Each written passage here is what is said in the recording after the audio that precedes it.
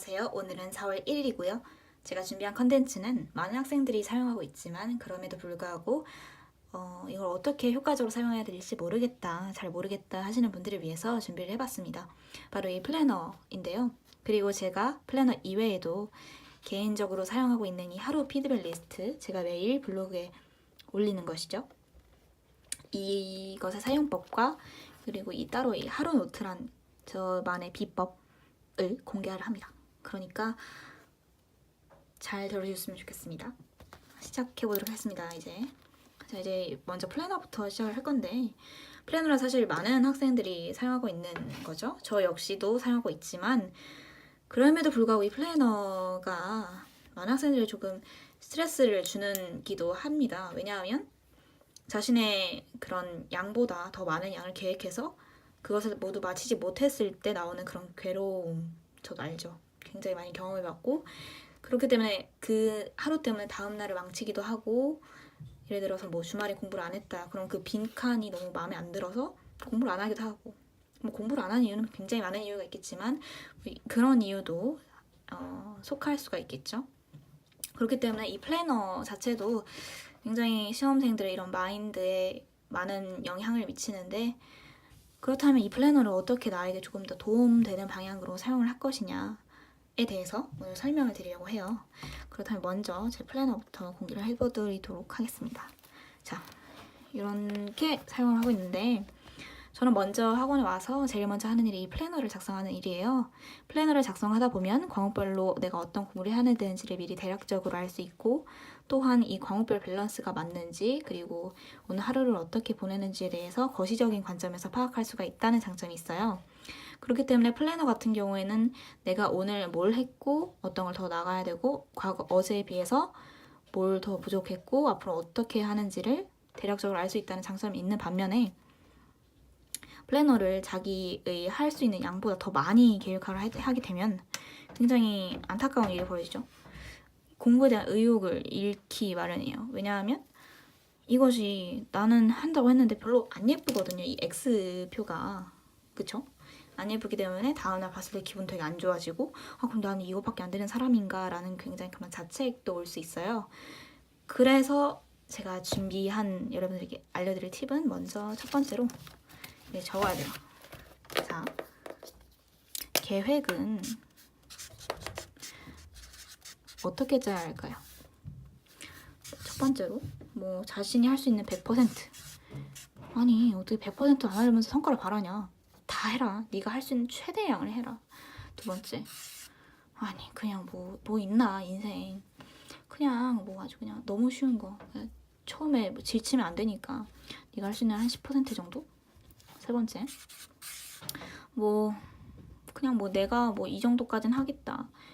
그래도 수능을 봐야 되진 않겠냐. 봐야 되는데 그 정도에 맞는 공부량을 좀 해야 되겠다. 다만 이 정도까지는 못하겠다 라는 그 정도, 약간 70%. 어느 게 맞는 답일까요? 물론 100% 하시면서 계속 하루를 지속해 나가시는 것은 정말 좋죠. 그렇지만 저를 포함한 대부분의 수험생분들은 굉장히 힘들거든요. 신적으로나 체력적으로나 굉장히 힘들기 때문에 제가 추천해드리고 싶은 방법은 이 70%입니다. 70%가 굉장히 막연한데 제 느낌에는 이 70%라는 것은, 보통 플래너를 쓰다 보면은 뭐가 생기냐면 바로 욕심이 생겨요. 내가 이거는 더 할 수 있었는데, 이건 더 하고 싶은데, 이거 더 쓰면 플래너에 되게 좀 많은 양을 남기게 되지 않을까라는 생각을 하는데, 이 양을 빼버리고 그냥 그래 여기까지는 내가 어느 정도 해볼 수 있겠다 싶은 정도, 이거 뺀 정도, 딱 이만큼만 사용을 하시는 게 가장 최고의 방법일까 아니지 싶습니다. 왜냐하면 만약에 100%를 사용했다 치면, 물론 당일은 굉장히 기분이 좋은데 다음날에 나도 어제 이렇게 했는데 더 해야 되지 않을까? 라는 그런 중압감과 부담감이 생기기 마련이죠. 그렇기 때문에 이 100%는 굉장히 사람을 빨리 지치게 해요. 사실 이 100%도 거의 하루를 온전히 모든 시간을 다 쥐어 짜내서 만든 것이기 때문에 굉장히 지치고, 또 두 번째로 막상 이렇게 한 개씩 조금씩 하다 보면은, 물론 처음에는 굉장히 이렇게 효율적으로 능률이 오르긴 하겠지만 사실상 본질적으로 절대적인 공부량을 채우기 위해서는 굉장히 조금 부족한 공부량일 것 같고, 그 마지막으로 70%가 우리의 지금 목표에 있어서 가장 이상적이고 안정적인 그런 방향으로 꾸준히 할 수 있는 그런 목표에 맞게 가장 잘 설정된 것이 아닌가 싶은데 이렇게 말이 꼬이지? 아무튼 죄송합니다. 말이 꼬이네요 자꾸. 아이씨. 아무튼 제가 드리고 싶은 말씀은요. 계획을 너무 막 악착같이 이걸 다 해버리겠어라는 그런 의무감에 타지 마시고 과목별로 가장 중요한 것은 내가 이만큼 했겠다. 이러면서 뭘 느끼셔야 하는 바로 중요한 겁니다. 제일 중요한 거. 오늘의 뿌듯함을 느끼셔야 돼요. 뭐라고요? 오늘의 뿌듯함. 뿌듯함이 뭐지? 뿌듯함은 딱 이거라고 저는 생각이 드는데 집에 모든 공부를 마쳤어요. 하루 동안 열심히 살았어. 그리고 집에 와서 문을 열 때, 현관문 비번을 누를 때 저는 굉장히 행복하게, 뿌듯하게 여는 그 날. 그런 마음을 죄송합니다. 지금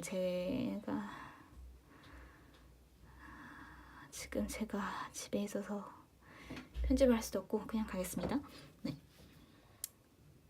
아무튼 이렇게 뿌듯하게 느끼는 그 마음을 가질 수 있는 그 날을 오늘의 뿌듯함이라고 생각을 하고요. 이 뿌듯함을 계속 이어나가는 것이 이 공부의 핵심이지 않을까 싶네요. 그렇기 때문에 이 플래너는 절대적으로 막 이걸 통해서 막 모두 악착같이 할 필요가 없고 너가 할 수 있는 만큼, 우리가 할 수 있는 만큼의 70%까지 더 할 수 있으면 물론 좋죠. 더 할 수 있으면 그때 추가해서 쓰시되 처음부터 애초에 더 많은 양을 잡지는 않았으면 좋겠다라는 말을 드리고 싶고, 두 번째로 제가 사용하는 것은 이 하루 노트예요. 이 하루 노트는 왜 쓰는 것이냐 하면 이게 사실 어떻게 보면 복습을 위해서라고도 할 수 있는데 복습은 사실 많은 학생들이 하기 싫어하는 것 중에 하나죠. 저 역시도 그랬고 복습이라는 거 왜 하기 싫냐를 곰곰이 생각해보니까 굉장히 귀찮잖아요. 귀찮고 이미 안다고 생각하는 걸 다시 본다고 생각하니까 좀 더 답답하고 효율성도 안 느껴지고 그런데 사실 제가 생각해 공부에서 가장 중요한 것은 이 복습이라고 생각을 해요. 왜냐하면 제가 분명히 작년에 수능을 봤음에도 불구하고 지금 다시 수능을 펴보면 내가 이걸 풀었었나 하는 그런 오묘한 몽환적인 느낌이 들 때가 있거든요. 그렇기 때문에 인간은 기본적으로 망각의 동물이기 때문에 우리가 배운 걸 안다 할지라도 딱 그 순간만 기억나고 조금 시간이 흐르면은 그 기억이 흐려질 수 있단 말이죠. 그래서 복습이 중요한 겁니다, 여러분. 그래서 저는 그런 교훈을 깨닫고 이 하루 노트를 만들었는데 이 노트는 무엇이냐? 바로 이 하루 동안 공부한 거를 이 작은 노트에 기록을 하는 것입니다.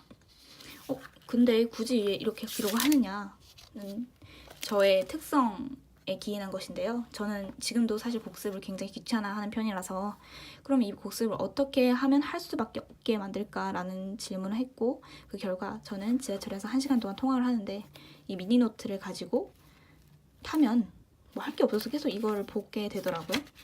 이유 없이 그냥 손에 들려 있으니까 보기라도 하자 하니까 보게 되고 그러면서 저절로 복습이 이루어지는 그런 무의의 효과가 나타나게 되는 것입니다. 그렇기 때문에 저 같은 분들, 그러니까 복습을 굉장히 두려워하시고 굉장히 하기 싫어하시는 분들은 이 하루 노트를 활용해 주시는 것도 좋은 방법이지 않을까 생각하고요. 마지막으로 제가 매일 일주일에 한 번씩 블로그에 올리는 이 하루 피드백 리스트는요.